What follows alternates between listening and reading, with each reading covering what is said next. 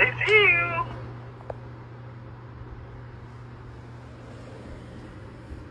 I see you. It started when she began receiving messages from her ex. They mentioned things he should have never known, like what she had been wearing earlier or who she had been with when she walked through the front door. He'd been using... Alright, bitch. You bringing people in the nigga house? I can't lie. You bugging. You bugging. Security cameras are all over the world, and more specifically inside of homes now. Home security cameras, just about everybody has them. 5 most disturbing home security camera hackings. Now, I'm not going to waste no more time. No need to stay lacking. January It's 20, scary. 2019, 29-year-old Arjun Sood and his wife Jessica put their 7-month-old son Oliver to bed in his nursery at their home in Lake Barrington, Illinois. What they didn't know was that someone else was already in the room with them. It was getting late and Arjun had work in the morning. Like many busy parents, Arjun had set up a Nest baby monitor to check in on Oliver from his phone without getting out of bed. The Nest thermostat was set to 72 so the room would stay comfortable through the night. Arjun had spent roughly What y'all think? Y'all think that's a reasonable number? I know some people like to say that's too high. That's too high. 72, that's too high. I wouldn't mind it. But I got a little heated blankie. I got my heated blankie, so let me know what temperature y'all sleep at. $4,000 outfitting the house with Nest products over the years. 17 cameras placed throughout the home and around the exterior, with 2 smart thermostats and a full security system. That's the whole thing. He was an avid user of the technology and clearly trusted it enough to build much of his home security around it. But shortly after putting Oliver down, Arjun was standing in the hallway outside the nursery when he heard something from inside the room. It sounded like a deep, male voice speaking directly to his son through the camera's speaker. He rushed into the room, but no one was there.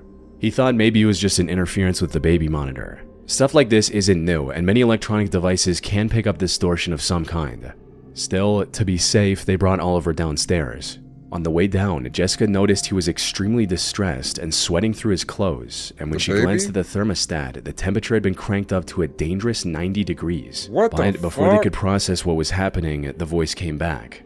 This time it was coming through a different Nest camera downstairs in the living area, and it was speaking directly to them. The voice was cursing, hurling racial slurs, and taunting them in real time as it watched them through the live feed. When Arjun looked directly at the lens, the voice asked, "Why are you looking at me? I see you watching me." At that point, Arjun realized someone had hacked into their Nest account, which he used to control every camera, thermostat, and every inch of the security system he had spent thousands of dollars building to protect his family. Arjun... That's terrifying as fuck. Because imagine those security cameras that you have set up somebody's wife. I automatically am assuming that. I don't know why my brain works that way, but I'm automatically assuming there's probably somebody that's hacking that shit from somewhere across the world and they watching me, you know, doing whatever the fuck I'm doing. And they watching a lot of, you know, crazy shit. But to have that affect your family, like this dude trusted it enough. He had more than 17 cameras installed in his home. That's just about everywhere in your home. Like there's not a missing angle.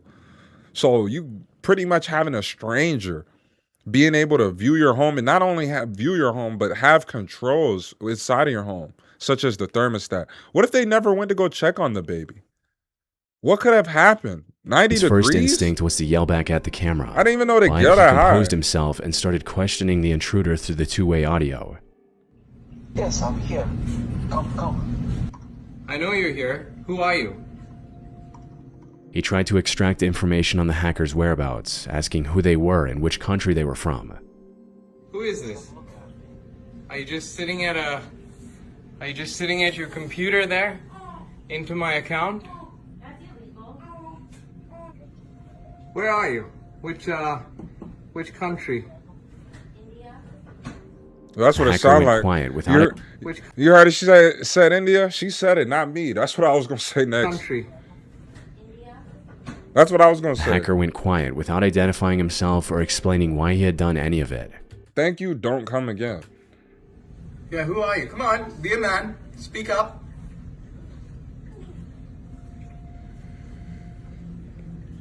Nothing? Nothing to say? The couple disconnected their interior camera in the house and called both the police and Nest customer support. Nest responded by putting the blame on Arjun. They told him the hack had happened because he had reused a password from another site that had been breached, and because he hadn't enabled two-factor authentication, a feature Arjun didn't even know existed. Now, That's on him, bro. I can't lie to you. That's on him.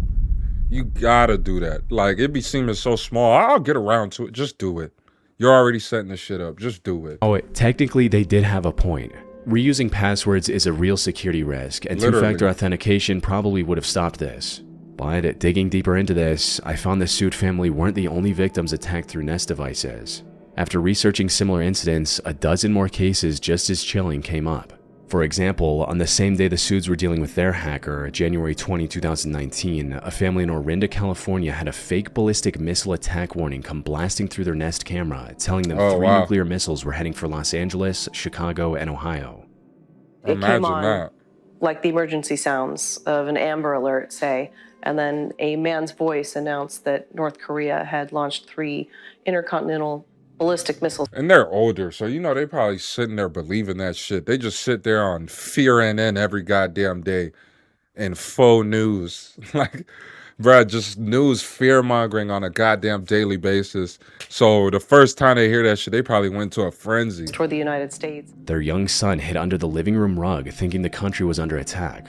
And about a month earlier, on December 17, 2018, parents in Houston woke to the haunting sound of a stranger's voice coming from their 4-month-old's nursery, threatening to kidnap their son and ordering them to turn off the bedroom lights. That's so weird. Turned that camera on and told us, said, turn off the light. And then said, I'm going to kidnap your baby. I'm in your baby's room. In every single case, Nest responded by blaming the customers. So why did this keep happening? You see, Nest had quietly added two-factor authentication back in 2017 and barely told anyone. Arjun didn't even know the feature existed because Nest never told him. It took until May 2020, well over a year after all of this happened, for the company to finally make it mandatory. Which feels like a quiet admission that leaving the security entirely up to the customer was never the right call. But for Arjun, the scariest part wasn't about how the hacker got in. It was how Nest's cameras gave no real warning when someone else was watching the feed. A handful of them had a small blue light, but it only switched on when the intruder started talking. A hacker could watch and listen for hours, and the family would never know. The only reason the Soods knew they'd been compromised was because the hacker chose to speak. In the end, the hacker was never identified, and no arrest was ever made. That's creepy as fuck. A lot of people get the security cameras for the security of their family. You know what I mean? And to think that that same thing that you got to help protect you and your family could be the same thing that's probably putting you in danger. That's some shit. On the afternoon of April 23, 2020, Shauna Dottie received a phone call from her home security company, ADT. They had called to tell her that for the last 6 years, every dollar she had paid them to keep her family safe had done the exact opposite. Back in 2014, Shauna and her husband Randy were living with their young son in the suburbs of the Dallas-Fort Worth area and wanted the peace of mind to keep an eye on the house from anywhere. ADT's Pulse system, with indoor cameras, motion alerts, and a cell phone app sounded like exactly what they were after. A few weeks after they placed the order, a technician from ADT showed up at their front door. He looked at the layout and mounted a wide-angle indoor camera that covered most of the ground floor, the family room, the entryway, the dining area, and the staircase. The lens also reached into the master bedroom and the corner of the bathroom. He walked Shauna through the app on her phone. Before he left, he told her he needed to add his own email to the account, only briefly to check if the connection was working. For the next 6 years, the system worked exactly the way it was supposed to, and the Dotties had no reason to think about that afternoon again. Until they received that call from ADT on April 23, 2020. The employee calling told Shauna that the technician who had installed her camera back in 2014 had granted himself remote access to it on the installing day, and that access was never removed. He had been using it to view footage from inside the Dotties' home ever since. When Shauna asked what he had been seeing, the employee had no answers. They couldn't name him and... Okay, here's my thing with that though. It's unsettling, it's creepy. What is the guy gaining from this? Just being a weirdo? Watching people and shit? Like, what is there to gain? Wouldn't say how many times he had logged in. 7 hours is a long time, but we're talking 7 years. You don't know what to think.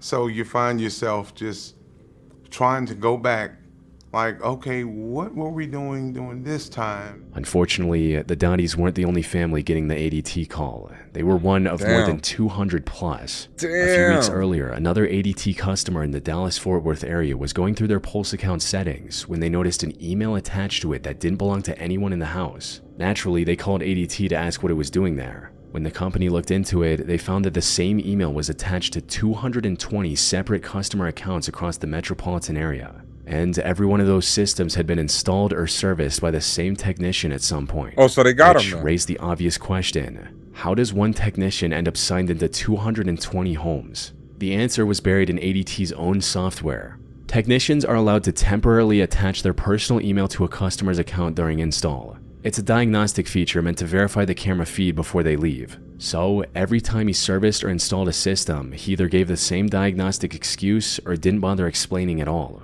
But he never removed his email, so the Pulse app on his personal phone kept him signed in as a co-owner of these homes. That's now, weird. Some could argue this was just sloppy work, a tech forgetting to clean up after himself. Once or twice, sure, but more than 200 times is not a coincidence. So how did this slip past ADT for so long? It turned out ADT didn't have any system in place to catch such a massive breach of privacy. The company never alerted its customers and didn't even have an automated check flagging the same email showing up on dozens of accounts, which meant he could keep logging in whenever he wanted. 200 In April though? 2016, the same technician installed a system at the home of a couple with 2 young daughters. The camera covered the living room and the kitchen. Court records would later show he logged into that account 322 times.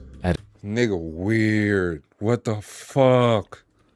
Yo, this dude was weird. Was that what he was waiting on, to catch like a specific type of family? Another household And why when they film news stories, they always get goofy ass B-roll? would later show he logged into that account 300 Like, where are they walking to? Just do me a favor, walk down the sidewalk right here. Like, what are we walking to? 122 times. At another household, one where 5 children under the age of 18 lived, he logged in 361 times. In September 2017, he set up a Pulse system for the Preddy family. Their teenage daughter Alexia wasn't comfortable with indoor cameras, and she told her mother this on the day of the installation. Oh, that gotta The suck. ADT technician assured them that the system was perfectly safe. Of course Years he later, did. when the full scope of the breach came to light, ADT found that he had accessed the Preddy family's live footage almost 100 times during the years Alexia was still a teenager. Court filings would later show the wide-angle lens and its placement allowed him to view her undressed, getting ready for bed, and during moments of physical intimacy. This Wow. technician was Telesforo Aviles. He was 35 years old, married, and the father of 5 children of his own. He'd been with ADT for 17 years, and by Ruined it. 2020 was working as a senior supervisor in the Dallas-Fort Worth region. On May 18, 2020, Shauna Dottie and Alexia Preddy each filed federal lawsuits against ADT, accusing the course. company of allowing Aviles to exploit its Pulse system and spy on customers through their own home cameras. Soon after, more lawsuits followed from other victims. In the federal case, Aviles admitted that he took note of households with women he found attractive and repeatedly targeted homes of young women and married couples with daughters. He would open the Pulse app on his personal phone, scroll through the list of homes attached to his email, and watch for live footage of any private moments. Across the 4.5 years covered by his federal plea agreement, prosecutors counted more than 9,600 unauthorized logins across roughly 200 accounts. That works out to 5 or 6 logins a day, every day, for over 4 years. Aviles pleaded guilty to computer fraud in January 2021 and was sentenced to 52 months in federal prison that June. ADT had revoked his access to all 200 Why did they have to take all that? Like, over 200 homes within the area? Are you even going to remember who was who at that point? Over 200, like, what is there to view? Your own sick things. That's literally insane. And all these people are just unknowing. He's just sitting there all day, probably he was obsessed with this shit. Moved up through the company, still being a fucking weirdo. 20 accounts months earlier. But the only person who knew exactly what he had seen and in which homes was Aviles himself. And of course, he ain't gonna say shit. On the evening of September 30, 2017, a young Dutch woman named Rilana Hamer came home from the supermarket and started unpacking her groceries. She lived alone in a small house in Bremen, a quiet town in the eastern Netherlands, with her dog. Rilana had recently bought a small indoor security camera from her local discount store for around 35 euros. It was a Maxter ACT-IPC01, What's up, Bluetooth? a white plastic unit with a motorized base that could rotate across the room. She set up the camera on a shelf in her living room, figuring it would be wireless. easy to check on her dog throughout the day. The camera also had a built-in speaker, which let her talk to the dog even when she wasn't home. That evening, she was putting her groceries away when she heard a low, mechanical voice from the living room. When she went to look, she saw the camera rotating on its base, slowly turning back and forth on its own. Her phone was the only thing she used to control it, and that was on her bed in the next room. Figuring it was just an updating glitch, she went back to the kitchen. But a few minutes later, the sound came back. This time, the camera turned and pointed directly at her, and a man's voice came through the speaker. It said, "Bonjour, madam." Staying composed, Rilana asked who was there, but no one answered. To see if the voice would speak again, Rilana moved to the side and noticed that the camera was following her. That's when the voice came through again, this time saying, "Hello, madam. Is everything all right?" She immediately ran across the room and pulled the plug from the socket. Later that evening, a friend came over for dinner. She got the right idea. I would have probably flinged that fucking camera. Rilana told her what had happened, and the two of them decided to test the camera again. They placed it back on the table and plugged it in as Rilana held her phone to record. It took less than a minute before the camera rotated on its own and found her again.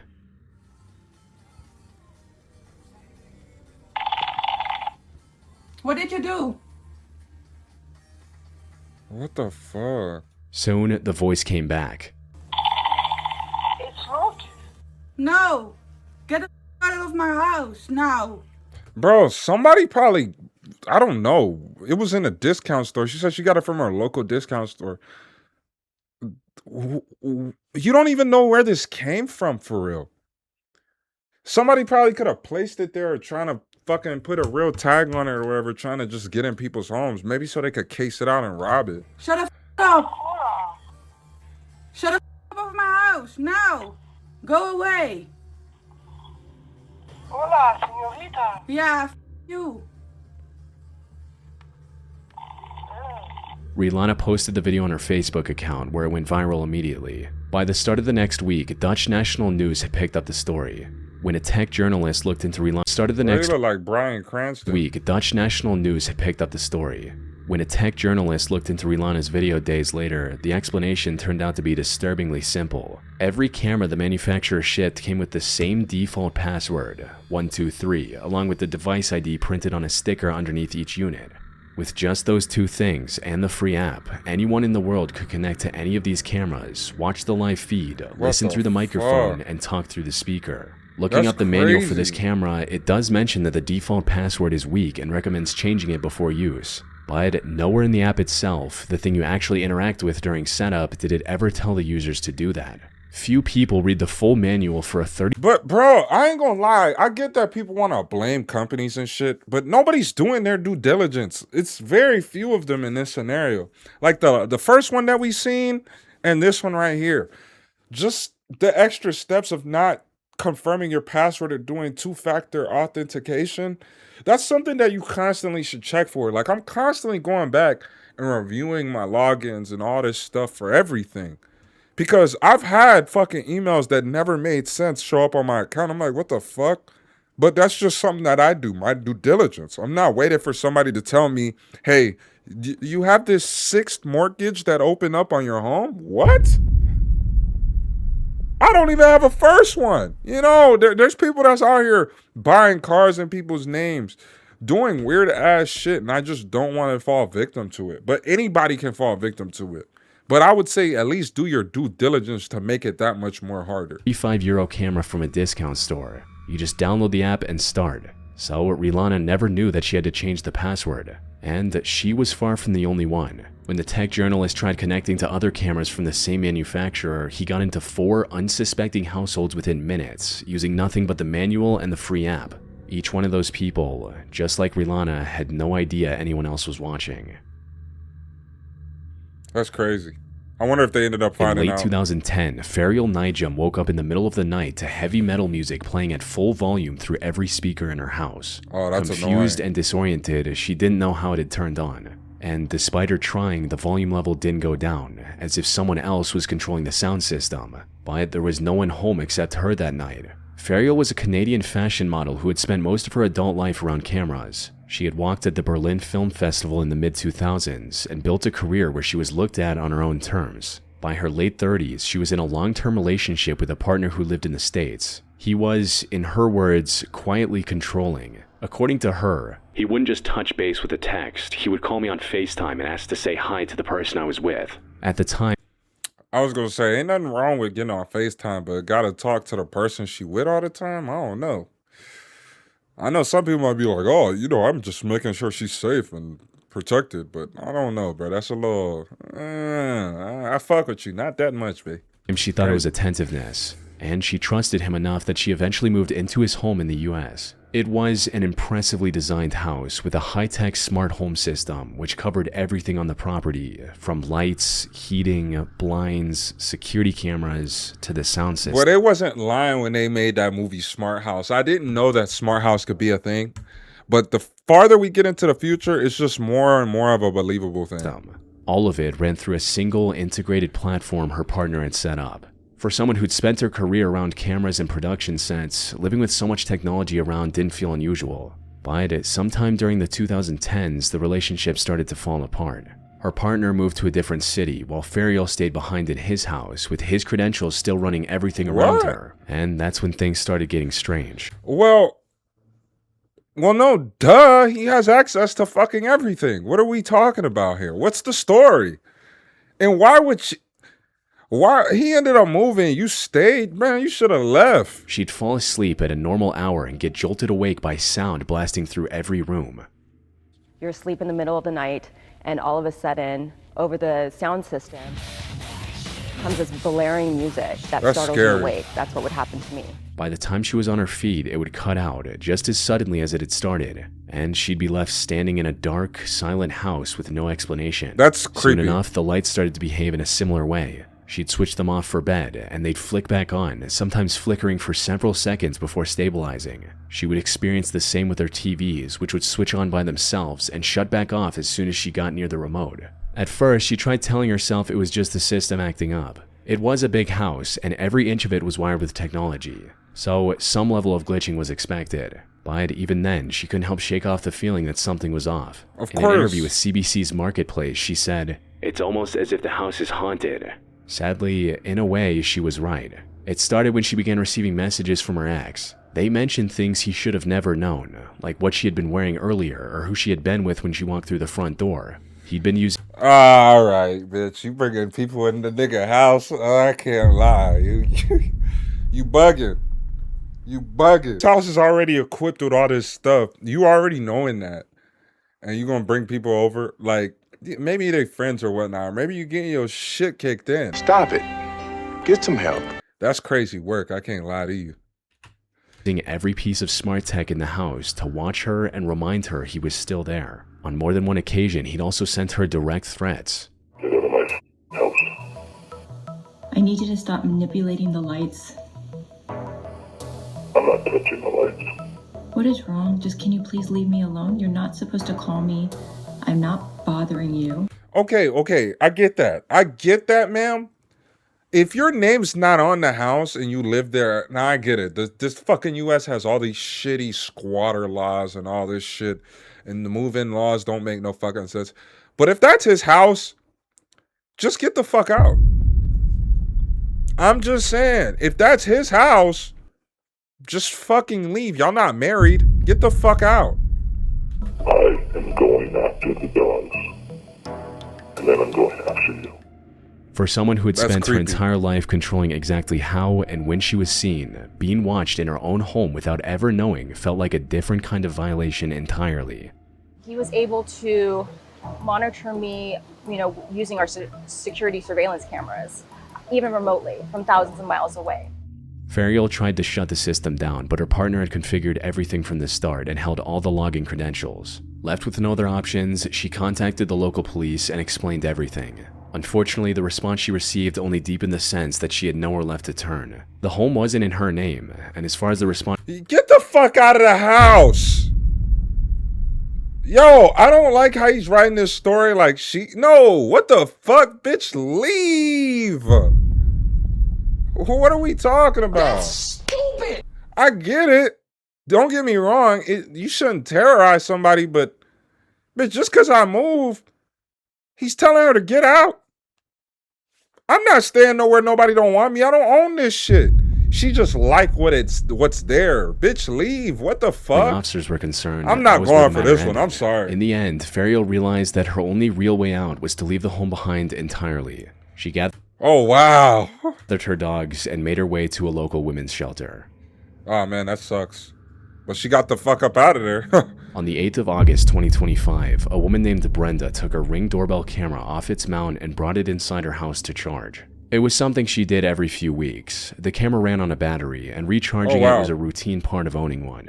But this time, she noticed something strange about the camera. The blue ring of light around the lens was on. On a Ring doorbell, that light only comes on when the camera is actively streaming, recording, or in the middle of a live two-way call with someone signed into the account. Bro, put fucking tape over the camera, not holding at an angle. None of which should have been the case while the device was unmounted and sitting indoors. So Brenda picked it up to see what was going on. And that's when she started hearing a voice coming through the doorbell speaker.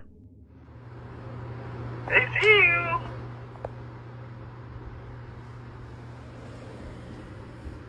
I see you. That's weird.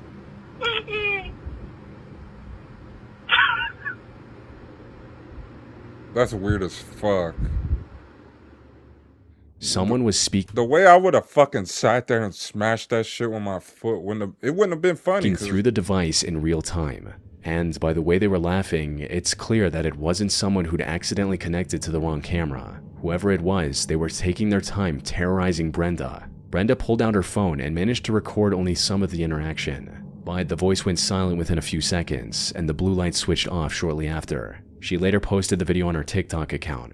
The comment section was flooded with people who couldn't believe how easily someone could gain access to a Ring device, along with others sharing similar experiences. One comment read, "I have cameras all over my house, and I've one in my bedroom.